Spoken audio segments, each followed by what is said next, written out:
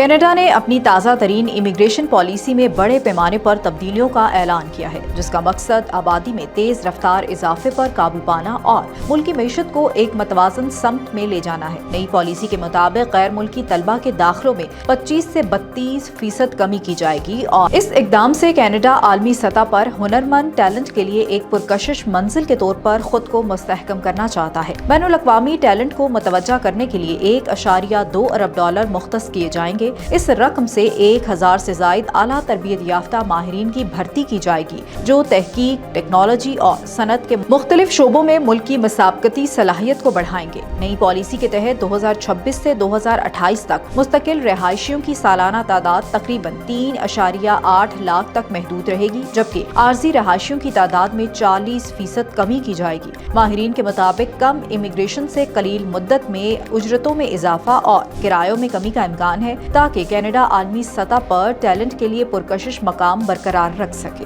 Updates کے لیے دیکھتے رہیے VNews.pk۔